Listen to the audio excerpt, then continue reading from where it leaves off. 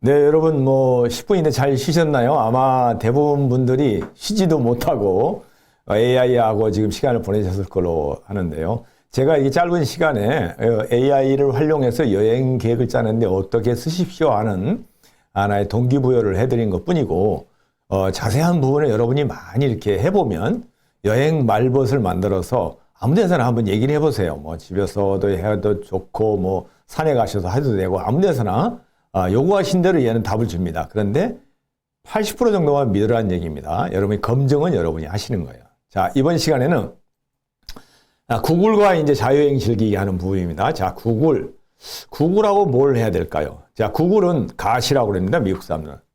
세계인들도 다 이건 인정하고 있죠. 어마어마한 데이터량과 어마어마한 자료를 가지고 있는. 그래서 구글을 세계 VIP 5만 명의 일주일 일정을 대략 알아맞힐 수 있는 능력까지 있습니다. 그만큼 많은 정보를 가지고 있다는 거죠. 우리나라 정보원이라든가 이런 데 못지않게 아마 훨씬 더 많이 가지고 있을 걸로 보여지는데요. 자, 이번에는 이제 구글 세상으로 가보겠습니다. 자, 구글이 이렇게 돼 있어요. 그러면은 제가 항상 이제 강의 때마다 얘기하지만 나만 알고 있는 그 사실, 아무도 모르는 거죠. 비밀이죠. 구글이 알고 있을까? 어쩌면 알고 있을 수 있습니다. 어쩌면. 여러분이 어느 정도 사회적으로 지위가 있고 많은 활동을 하시는 분이라면 알고 있어요. 그만큼 구글은 정보 능력과 그 자료가 어마어마한 그 능력을 가지고 있습니다.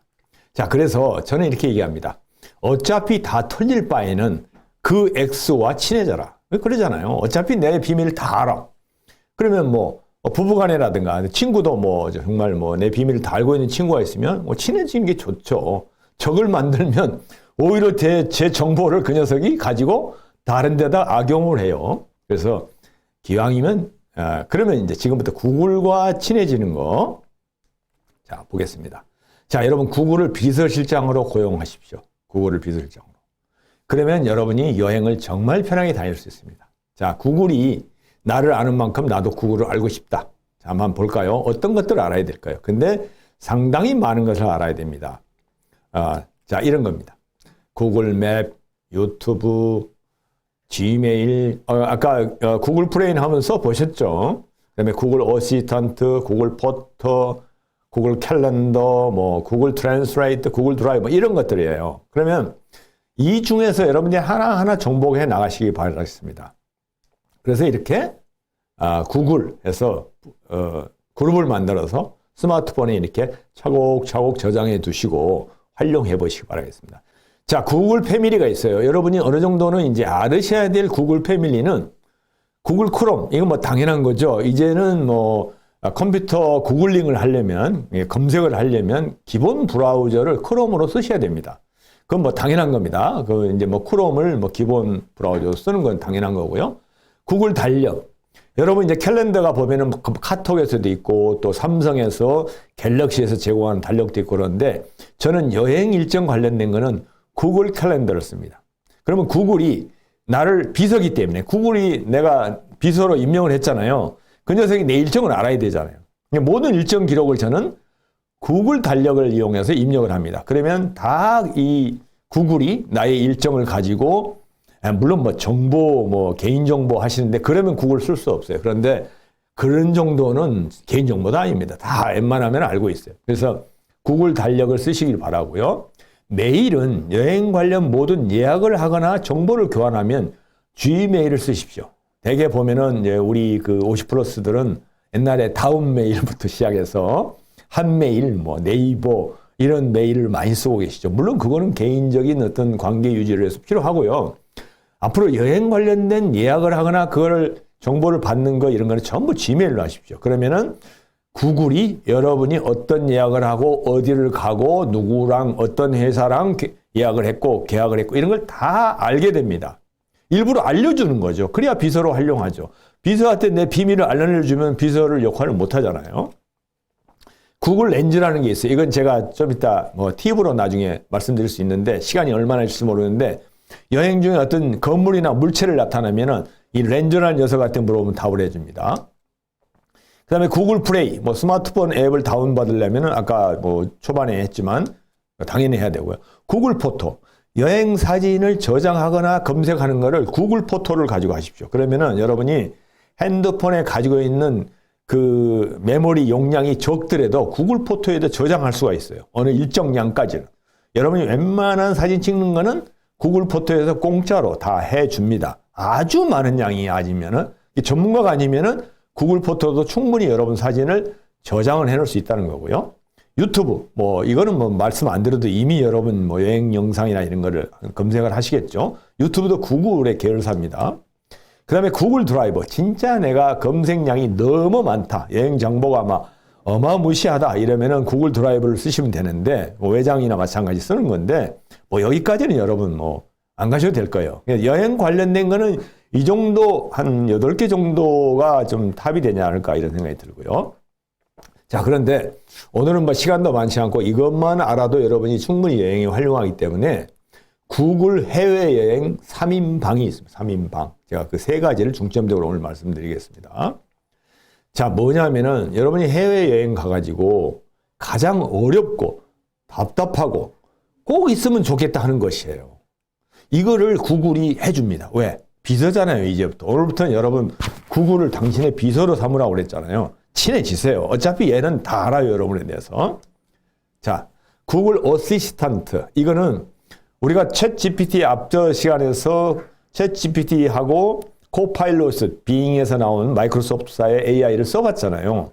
이러한 AI가 나오기 전에 이미 AI 기반의 비서 시스템이 있었어요, 구글에서는.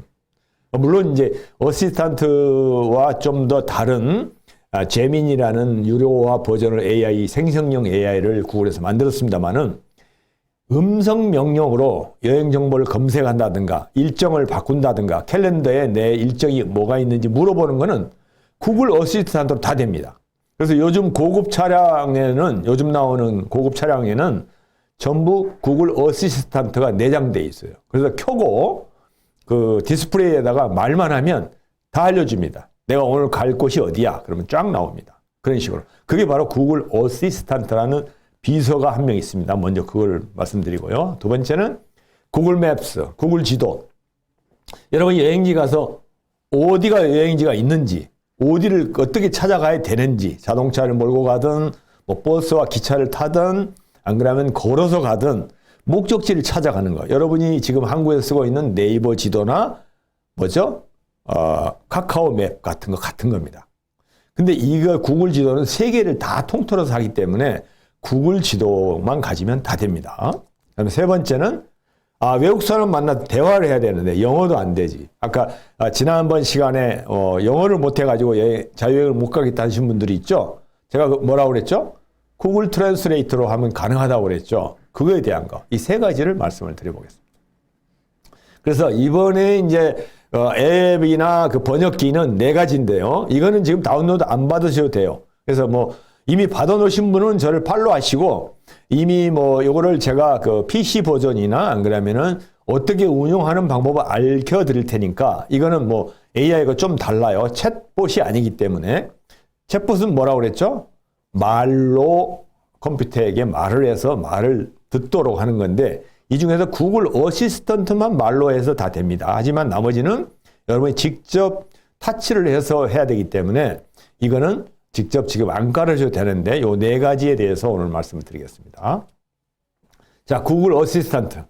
지금까지 알려진 AI 기반 비서 서비스, 음성을 인식한 거는 구글 어시스턴트가 가장 똑똑하다고 판정이 났어요. 물론 AI 버전이 요새 계속 나오다 보니까 이걸 대체하는 것들이 나오고는 있지만 간단한 명령, 뭐 기기를 조작한다든가 문을 열게 만든다든가 자동차에서 뭘 디스플레이 한다든가 이런 거는 이 녀석이 아주 강합니다. 그래서 CNBC에서 음성으로 된 그 비서 서비스를 여러 가지 모델들을 테스트했는데 얘가 1등을 했어요. 800개 음성의 질문을 보냈는데 무려 답변이 92.9%가 정확했다는 거예요.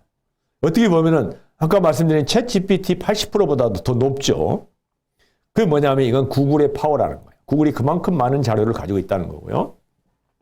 그 다음에 휴대폰에 간단한 음성 명령만 가지고 기기를 연결할 수 있고 앱을 열 수가 있고 여행지를 검색할 수가 있고 내 일정을 체크할 수 있고 알림을 설정할 수가 있어요. 이런 작업들을 할 수 있습니다. 그래서 앞선 시간에서 여러분이 보셨던 AI 챗봇이라든가 이런 것이 등장함으로써 더욱 관심이 증대됐고 구글에서 만든 AI인 구글 제미니와 보완해서 혼용하는 추세로 지금 가고 있습니다. 그래서 말 한마디로 모든 작업을 내가 원하는 작업을 한다는 거예요. 어떤 뭐 아까처럼 뭐 여행 계획 전체를 쫙 뿜어내고 이런 건 AI가 해야 되고 이거는 간단한 작업을 명령을 따라서 할 수 있다. 헤이 구글 하면 되거든요. 그래서 이미 구글 어시스턴트 까신 분들은 그냥 얘도 아까 그 코파일럿처럼 리스닝이 나오거든요. 그러면 그 마이크 형태를 누르시면은 헤이 구글 하면서 내 음성을 알려줘야 돼요. 얘한테는. 그러면은 다 명령을 할 수가 있습니다.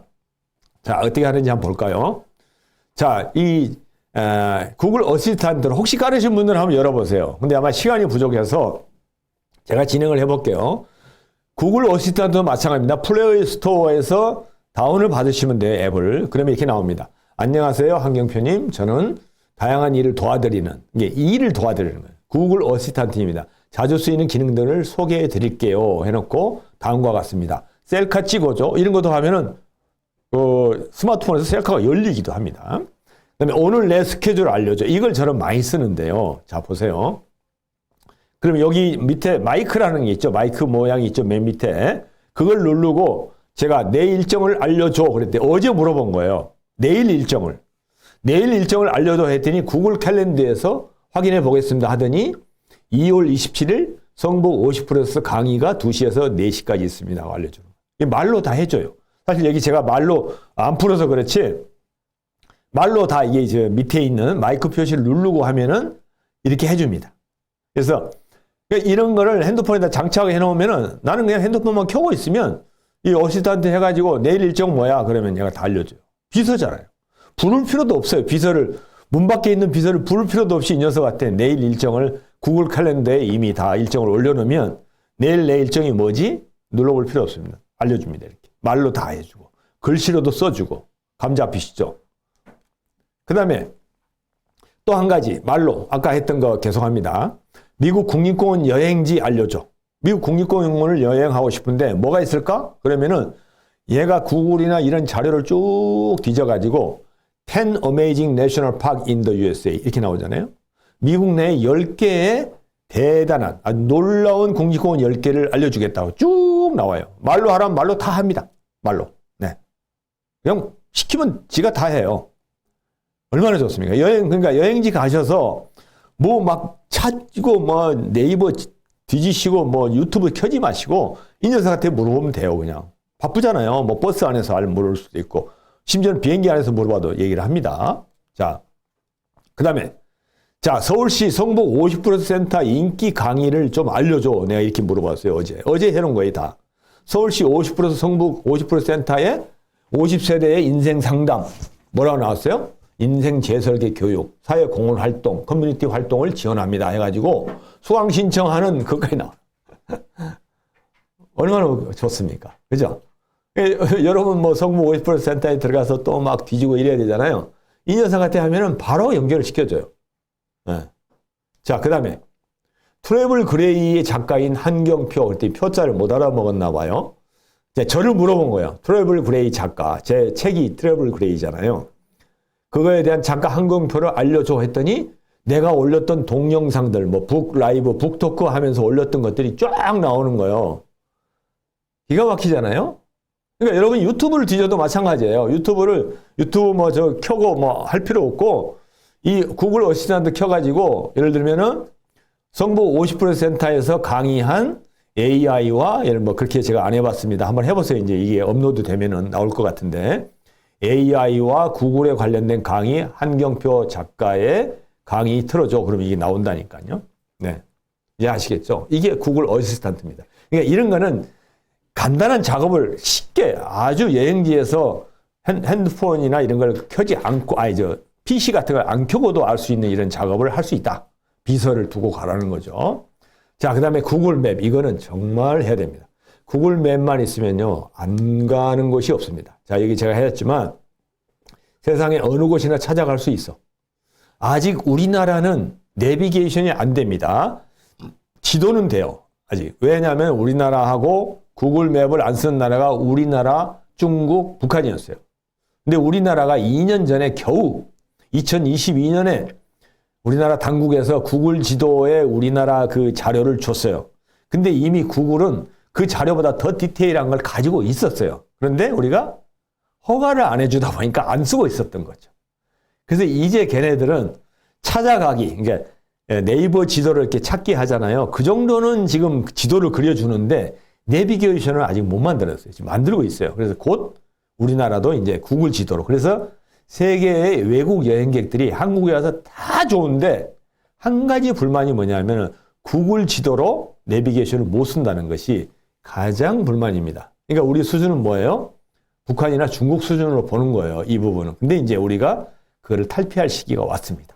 자, 그래서 제가 해외 여행하면은 평소에 이렇게 폴더를 만들어 놓습니다. 그러면 그 해외여행 폴더를 핸드폰에 만들어 놓고 가장 타치하기 쉬운 곳에다 저는 지도를, 구글 지도를 항상 배치를 해 놓습니다. 그러니까 해외여행 가서는 이 폴더를 다 보거든요. 스마트폰에서. 그러면은 구글 지도는 그냥 누르면 갈 수 있는 거. 위치에 이렇게 해 놓습니다. 그래서 구글 지도는 자유여행의 필수 여행 앱입니다. 내비게이션 기능을 하죠. 더구나 그거를 위성사진, 스트리트 뷰, 그러니까 길에서 보이는 3D로 다 보여주고요. 파노라마 뷰, 실시간 교통 상황, 도보, 자동차, 자전거, 다 대중교통도 경로를 다 알려주는 정말 어마어마한 맵입니다. 이거 없으면 자유여행을 할 수가 없어요, 사실은. 그래서 만약에 제가 예를 든 겁니다. 제가 미국 로스앤젤레스 출발해서 라스베가스, 그랜드 캐년, 세도나, 조슈아 트리 국립공원을 이렇게 일주일간 6박 7일 자동차에 여행을 한다 하면은 구글 지도로 이걸 그릴 수가 있어요. 로스앤젤레스에서 라스베가스, 그랜드 캐년, 세도나, 조슈아 트리. 그러면은 지도가 쫙 그려집니다. 여행지 경로 짜기 찾아가기를 한번 해보겠습니다. 자, 여러분이 이제 구글 그 지도를 켜면은 구글 지도는 내가 위치한 곳에 그 위치부터 시작을 합니다. 켜는 장소가. 근데 이제 여러분이 외국에 갔다고 치고 하자고요. 지금 여러분이 이 구글 지도를 스마트폰에서 켜게 되면은 지금 위치가 나옵니다. 여러분이 뭐 집이든가 회사든가 저 같은 경우는 성북 50% 센터에서 지금 강의를 하기 때문에 성북 50% 센터가 잡히죠. 그러니까 그거 가지고는 찾아갈 수가 없죠. 내가 여행지가 저는 그래서 여기에서 이제 가정을 하면은 로스앤젤레스 공항에 도착했다고 치고 그때 화면으로 바꿔서 지금부터 설명을 해드리겠습니다. 그러면은 로스앤젤레스 공항에 도착하면은 로스앤젤레스 공항이 이렇게 지도에 딱 나옵니다, 위치가. 그러면 여기에서 경로를 누르게 되면은 이렇게 나와요. 로스앤젤레스 국제공항에서 목적지를 선택하세요 하고 나옵니다. 그런데 이걸 제가 이제 실습을 못하는 이유가 그 로스앤젤레스 국제공항으로 여러분이 치셔야 돼요. 그 위치에다가. 로스앤젤레스 국제공항에서 출발하는 것처럼 해놓고 해야 목적지를 눌러야 찾아가는 거예요. 현지에서. 이게 이제 우리나라에서는 지금 구글 내비게이션이 안 되기 때문에 실습을 할 수 없는 요소인데 실제 가정을 해서 맨 위에 있는 로스앤젤레스 국제공항을 여러분이 인위적으로 쳐서 찾아가서 거기서 시작한다고 치면 목적지를 선택해서 라스베가스를 치시면 돼요. 이렇게. 그러면은 로스앤젤레스 국제공항에서 라스베가스까지 4시간 32분이 나온다는 것. 마일하고 시간이 나옵니다. 근데 이거는 그 현지 시간을 얘기해 줍니다. 그 현지 시간. 그러니까 이거는 로스앤젤레스에서 만약에 트래픽 잼이 걸리는 출근 시간이라 그러면 좀 더 걸릴 거고요.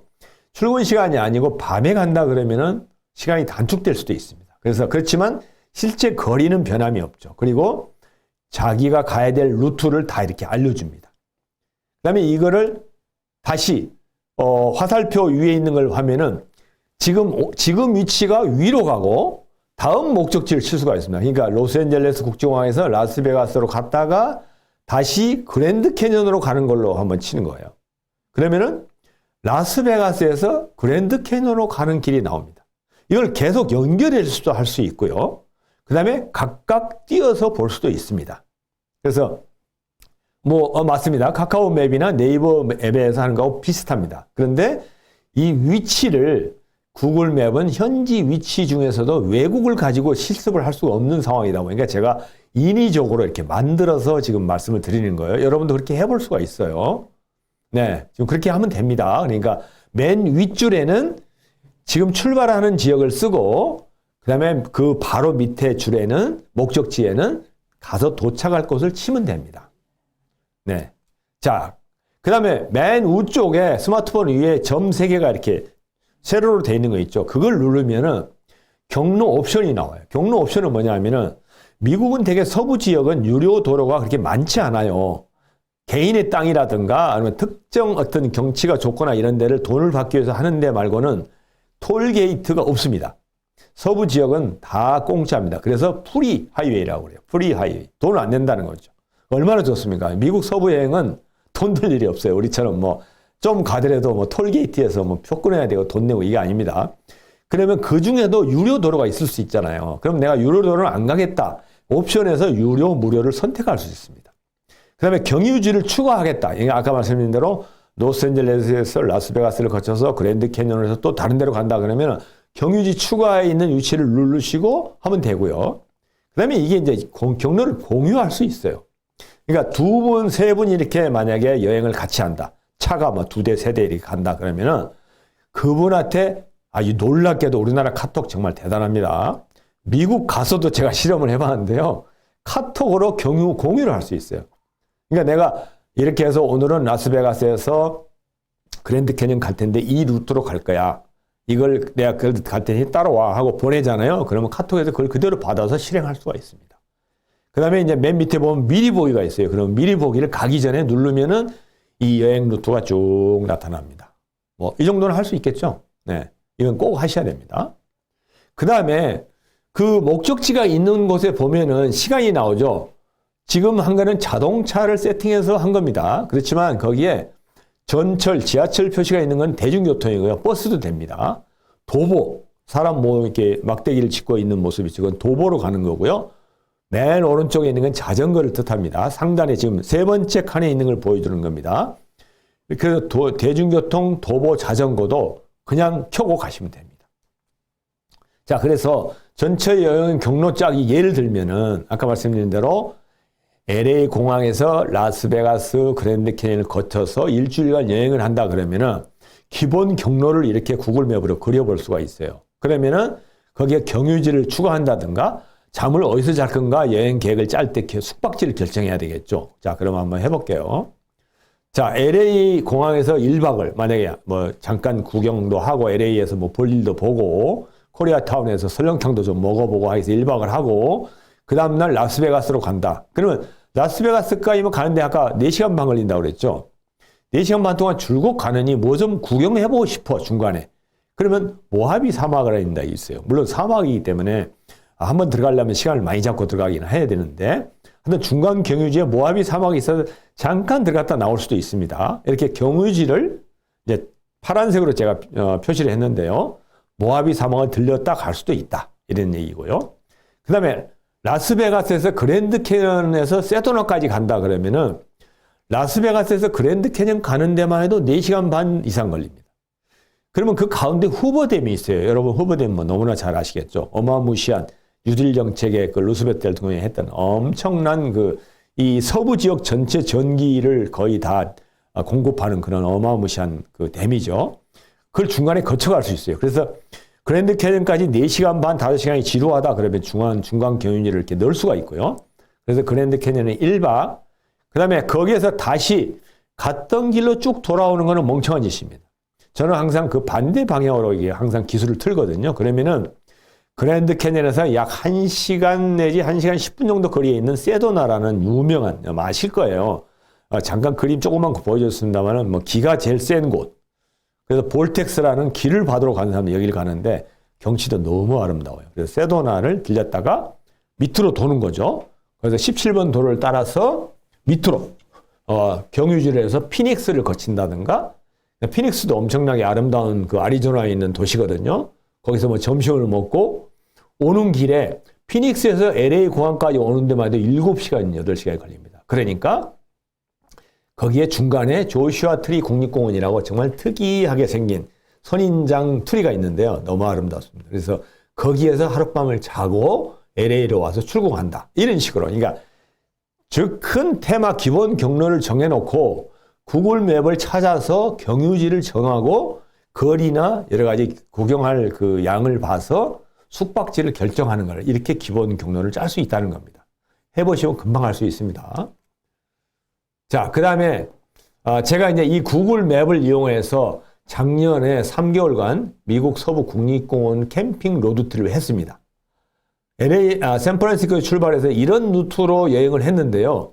여기에 표시된 별표는 국립공원입니다. 국립공원만 무려 25군데를 3달간 돌았거든요. 이걸 전부 구글 맵으로 이렇게 그릴 수가 있어요. 제가 이게 직접 구글 맵에다 그려놓은 겁니다. 그래서 작년 5월에 갔다 8월에 오는데 약 83일간 미국 서부의 11개 주, 25개 국립공원을 캠핑과 로드트립으로, 물론 캠핑 반, 뭐 호텔도 반 이렇게 섞어서 했습니다. 에어비앤비도 하고요. 무려 총 주행거리가 18,294km를 뛰었습니다. 그래서 저희 이제 부부가 이렇게 했었는데요. 이런 루트로 돌았던 거죠. 그랜드 캐년, 로키산, 레드우드, 로스 캐스케이드, 글레이셔, 옐로스톤 해서 시애틀에서 아웃되는 시애틀에 이제 지인도 있고 그래서 이런 코스로 3달간 했던 거 이거 구글 맵으로 다 그릴 수가 있습니다. 그래서 이대로 따라갈 수가 있다는 겁니다. 자, 그리고 나서 제가 이제 사실은 미국 여행을 6개월을 작년에 계획을 했다가 이제 3개월만 하고 먼저 돌아왔습니다. 너무 양이 많고 너무 힘이 들어서 사실 6개월 비자를 가지고 갔지만 그래서 전국의 미국의 국립공원과 주요 명소 내가 들려야 될 곳들을 이렇게 점을 찍어 놓은 겁니다. 그래서 나만의 여행 지도를 구글 지도에 남겨놓을 수가 있어요. 그래서 저는 제 구글 맵에 들어가면 내가 이미 찍어 놓은 갔던 곳이나 가고 싶은 곳 이런 곳을 또 어디 숙박지 그다음에 유명한 관광 명소 이걸 다 이렇게 찍어 놨습니다. 어마무시하잖아요. 이게 한 2,000개가 넘어요. 물론 간 곳도 많지만 이렇게 저장해 놓고 여기에 있는 점 하나를 누르기만 하면은 미국에 가서 구글 지도를 켜면은 그곳으로 그냥 갑니다. 여러분이 거기다 칠 필요가 없어요. 여기 나 있는 점이 있잖아요. 이렇게 풍선처럼 말풍선처럼 돼 있는 거를 딱 누르면 거기까지 차가 갑니다. 기가 막히잖아요. 그래서 이렇게 저장을 해 놓는 겁니다. 그래서 이런 작업을 틈나는 대로 여러분이 유튜브만 보고 이렇게 멋있다 이러지 마시고 그곳을 찾아서 구글 맵에다가 저장을 해 놓으세요. 그러면은 언젠가 그곳에 갔을 때 다시 찾지 말고 그것만 누르면은 여기가 어디라고 딱 나오고요. 옐로스톤 국립공원입니다 하면 딱 누르면은 그 여러분이 현재 위치하는 곳에서 내비게이션이 작동하는 겁니다. 대단하죠? 이건 당연히 해야 됩니다. 자, 그리고 내가 여행을 다 갔다 왔어. 여행을. 그러면은 나의 여행을 타임라인으로 이 구글이 다 보관하고 있어요. 어떨 때는 내가 계획대로 안 가고 어느 날 이곳이 좋다 계획을 변경해야 딴 데로 가잖아요. 그러면 그 루트가 어디 있는지 다 기억을 못 해요. 저처럼 3달을 이렇게 18,000km를 뛰고 오면은 그러면 이 타임라인이라는 기능이 있어가지고 거기에 들어가면요. 구글 지도에 내 타임라인이라는 있고요. 그러면은 최근에 보면은 이렇게 타임라인이 최근에 지금 몇 개월간은 외국에 안 나가 있으니까 대한민국 나만의 시뻘겋게 돼 있죠. 그러니까 그동안 제가 미국 작년에 갔다 온 이후에는 한국에만 있었으니까 다녀온 곳을 얘가 다 기억하고 있어요. 근데 저는 이게 필요한 게 아니잖아요. 내가 작년에 5월에서 8월간 다녔던 미국을 어디 매일 갔는지를 알고 싶잖아요. 그럼 타임라인에 들어가면은 이렇게 나옵니다. 기간을 딱 쳐요. 2023년 5월 28일 내가 뭐였지? 하고 28일 날 딱 치니까 나오잖아요. 그죠? 샌프란시스코에서 베이커스필드라는 중간 경유지까지 내가 달렸던 경로가 얘가 보관하고 있어요.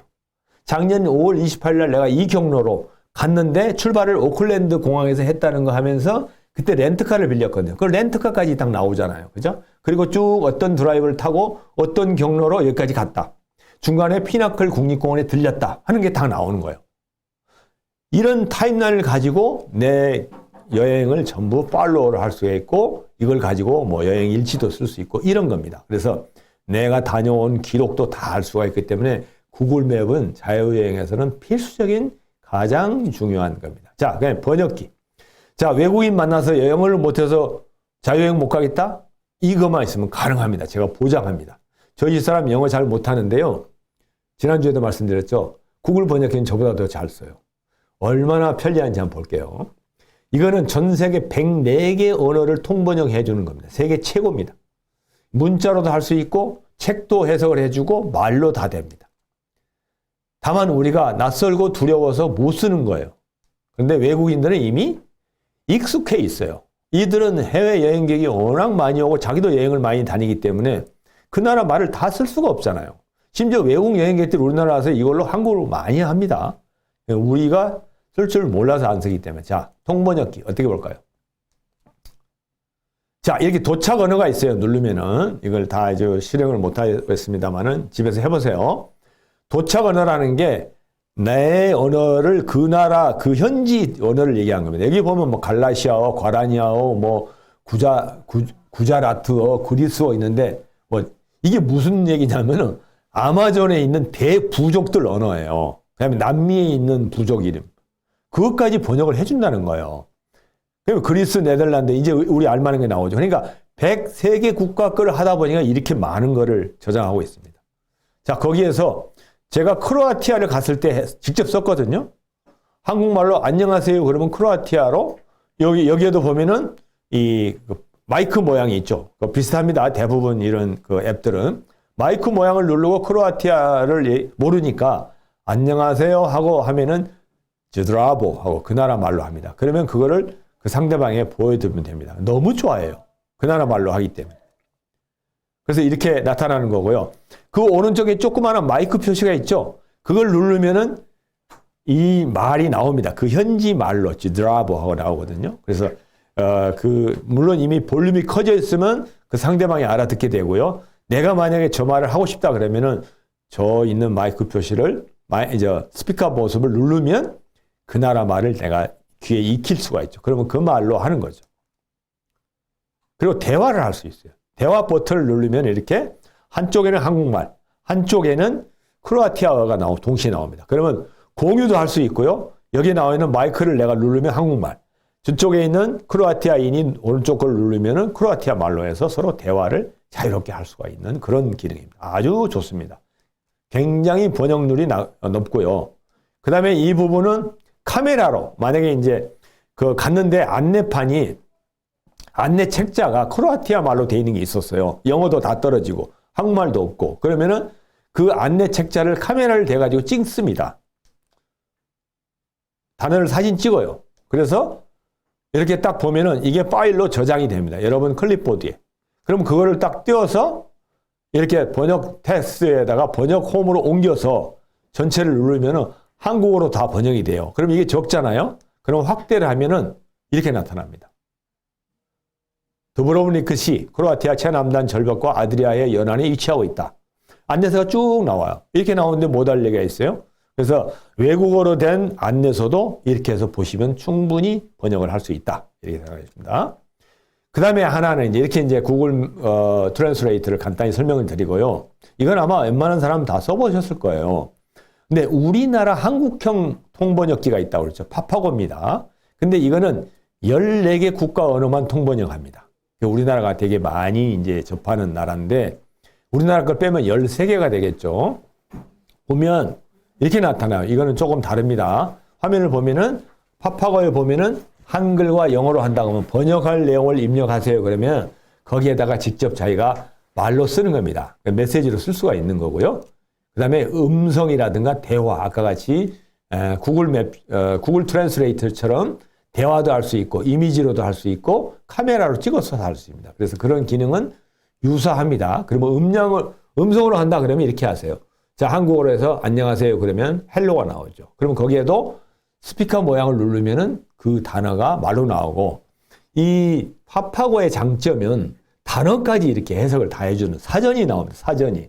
그러니까 헬로가 어떤 뜻이고 뭐 인사할 때 쓰는 거고 언제 쓰고 뭐 이런 게 굿바이 하고의 동음어고 이런 부분이 이제 한국인들에게 도움을 줄 수 있는 좀 더 친근감을 주는 그런 한국형 통번역기죠. 그럼 이렇게 단어까지 쭉 어학 사전이 나오죠. 그다음에 대화를 하면은 아까는 그 구글 트랜스레이트하고 조금 다르죠. 앞쪽에 위에가 그 상대 언어, 영어가 나오고 아래 한글이 나옵니다. 그래서 서로 이 마이크 표시가 있는 걸 누르고 하면은 바로 통역 번역을 다 할 수가 있습니다. 그다음에 이미지도 마찬가지. 이미지가 나오면 카메라로 누를 수가 있고 파일에 있는 거를 여러분 파일에 있는 걸 끌어올 수도 있고 사진 이미지를 끌어올 수도 있는 그런 기능을 가지고 있습니다. 그래서 카메라로 찍을 수도 있습니다. 예를 들어서 여행책 US 내셔널 파크이 있다 그러면은 이 카메라로 찍어서 바로 누르면 이게 번역이 돼서 나옵니다. 자, 그다음에 학습 카메라 기능이 있어요. 이 부분은 여러분이 뭐 당장의 여행에서는 안 쓸 수 있지만 여행 계획을 세울 때는 학습을 할 수 있는 게 영어 공부도 할 수 있고요. 그다음에 구체적인 책자를 이걸로 공부를 할 수가 있는 부분입니다.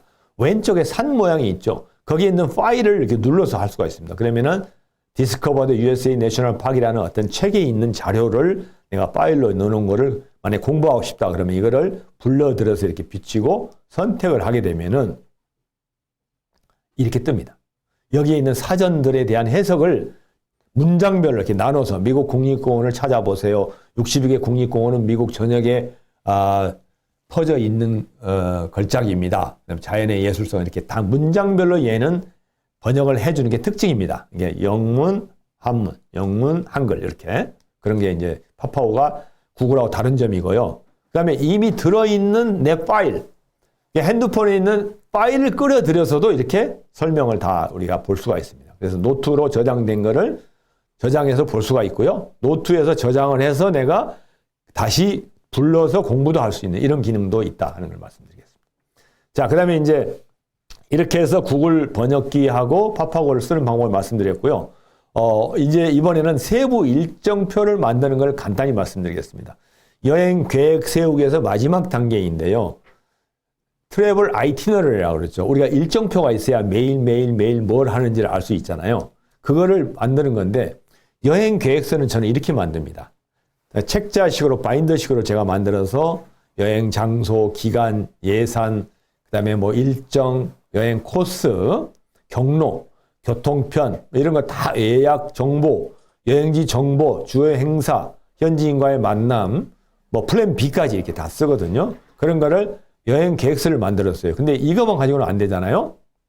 그러니까 여행 계획서에 따라서 세부 일정표, 아이티너리를 만들어야 돼요. 그거를 어떻게 하냐면 샘플만 제가 보여드릴게요. 제가 몇 년 전에 유럽 여행을 할 때 이런 식으로 일정표를 만듭니다. 물론 여행사에서 패키지를 가면 앞단에 있는 이 부분만 알려주죠. 며칠 날 어디 가고 어디 가서 보면. 근데 저는 이거는 기본이고 그 다음에 주요 내용을 씁니다. 그래서 여행 루트, 항공권은 뭘로, 교통편은 뭘로 하고 숙소는 어디서 자고 렌트카는 어디서 빌려서 숙소는 여기서 1박이냐 2박이냐 숙소의 이름은 뭐고 거기 전화번호는 뭐다. 그 다음에 예약사항도 자유여행이기 때문에 내가 이걸 다 유지해야 돼요. 예약사항에 그 온라인 투어에 내가 항공편을 예약을 했기 때문에 온라인 투어에 얼마를 냈고 잔금이 있냐 없냐. 그 다음에 에어비앤비는 번호가 어디고 이름이 뭐냐. 거기에 예산에다가 성금으로 내가 얼마를 줬느냐 안 그러면 완부를 했느냐. 이걸 다 기록을 해서 가야 돼요. 그렇지 않으면 가서 이게 선불을 냈는데 또 돈을 내는 수도 있어요. 이거는 그럴 수 있습니다. 그렇기 때문에 이런 부분을 자유여행 세부 그 계획서는 일정표는 이런 식으로 만들어야 됩니다. 이것도 처음에는 이렇게 복잡해 보이지만은 여러분 잠깐만 하면은 금방 할 수 있습니다. 그렇기 때문에 제가 이렇게 샘플을 이것만 얘기해도 한 이틀 동안 얘기해야 되는데 이렇게 세부 일정표를 만들어서 가셔야 자유여행을 할 수 있다 하는 부분을 말씀드립니다. 자, 그러면 여행 계획을 꼭 구태여 세워야 되나? 안 세우고 가는 사람도 많습니다. 저도 안 세우고 갈 때도 있습니다. 그렇지만 여행 계획을 세우는 이유가 있어요. 자, 첫 번째는 아는 만큼 보입니다. 여행 계획을 세우고 간 사람하고 여행 계획을 세우지 않는 사람하고는 여행의 질이 달라져. 퀄리티가 다르고요. 뎁스가 달라요. 그래서 여행 계획을 세우다 보면 사전 정보를 다 알고 가기 때문에 돈과 시간을 낭비하지 않아요. 그러니까 우리가 무작정 패키지를 가는 거는 가이드가 다 알려주고 여행사에서 다 여행지를 찍어서 가기 때문에 어디 갔다 온지 기억도 안 날 때가 많아요. 저녁에 술 먹는 기억밖에 없어요. 그렇지만 자유여행은 내가 정보를 다 알고 가기 때문에 구석구석을 다 다닐 수가 있고요. 동네에 어디가 뭐가 있고 음식점 이름이 뭐였고 다 알고 있기 때문에 패키지 2번, 3번 가는 효과가 있다는 겁니다. 두 번째는 플랜 B가 필요해요.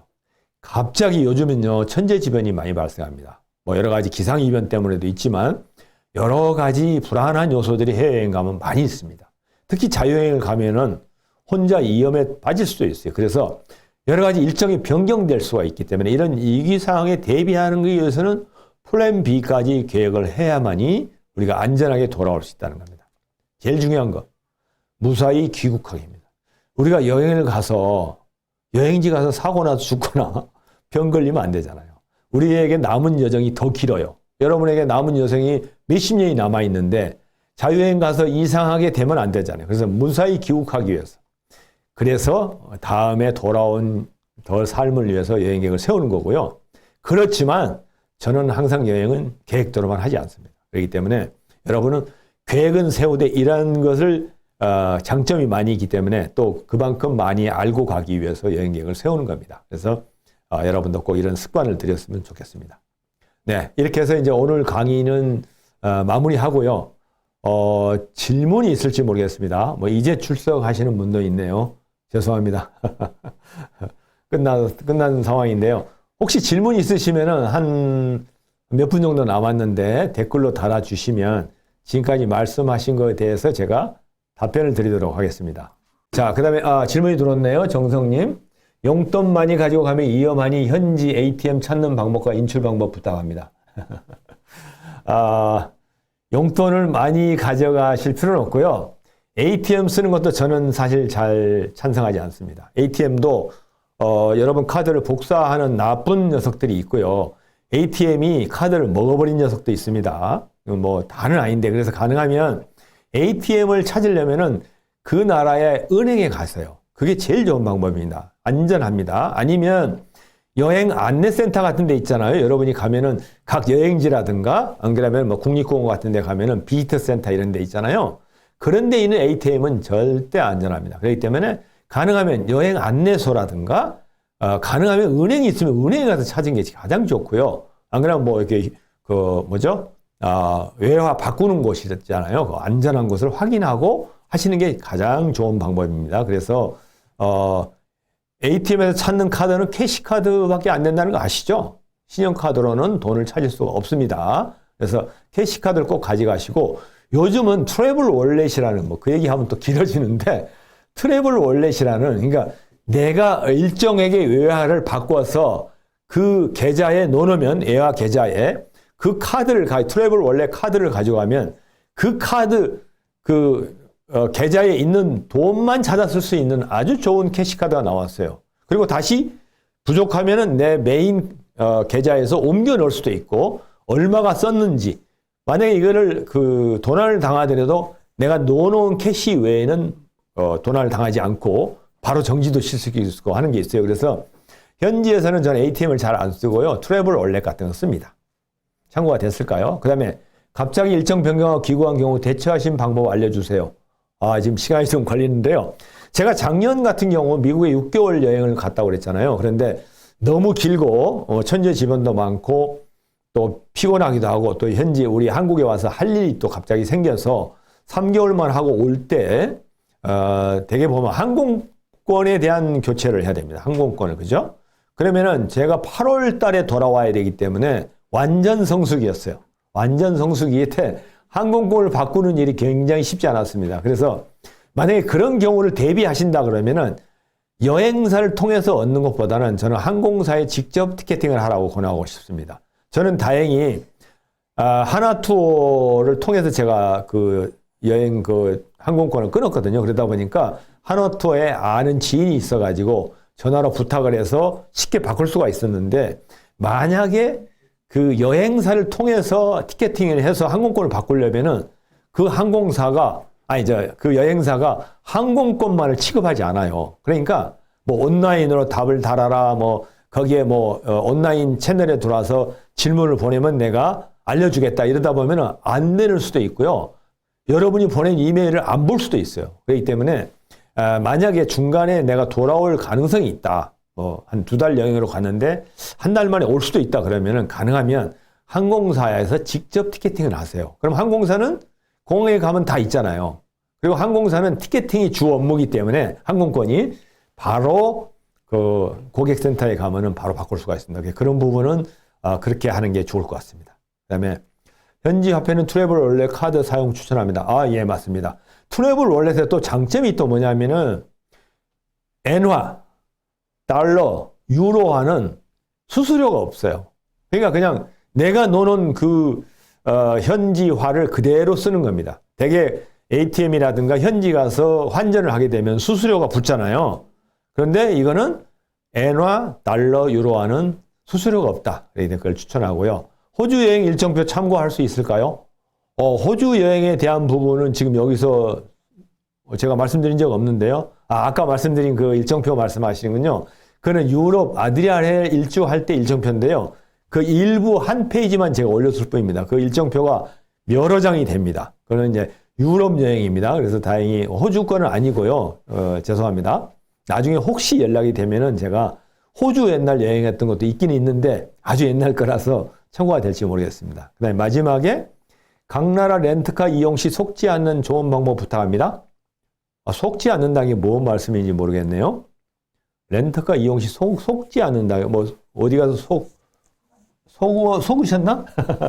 저는 이렇게 렌트카 빌려서 속은 적은 없습니다만은 렌트카를 렌트카 회사로 직접 하는 방법이 있고 내일 제가 렌트카 이용하는 방법을 강의합니다. 그래서 내일은 스마트폰으로 여행을 이제 즐기는 거. 지금까지 뭐 AI도 가르쳐 드렸고, 구글도 가르쳐 드렸고, 뭐 여행 계획 짜는 법도 뭐 간단하지만 알려드렸는데, 내일 렌트카 이용 시의 그 부분을 알려드리겠습니다. 됐을까요? 네, 지금 시간이 조금 지났네요. 그래서 하여튼 뭐 질문이 많으신 거 보면은 감사합니다. 하여튼 뭐 제가 그래서 이게 되게 이제 온라인이 아니면은 그냥 강의 끝내고 한 30분 내지 1시간씩 여러분 질문을 받고 합니다만은 다음 그런 기회가 있으면 좋겠고요. 오늘은 이걸로 마치고요. 오늘 또 이렇게 급하게 2시간 동안 달려왔는데 끝까지 시청해 주시고 또 여러분 많은 질문 보내서 감사합니다. 그러면 내일 2시에 또 뵙겠습니다. 네, 안녕히 계세요. 예, 마치겠습니다.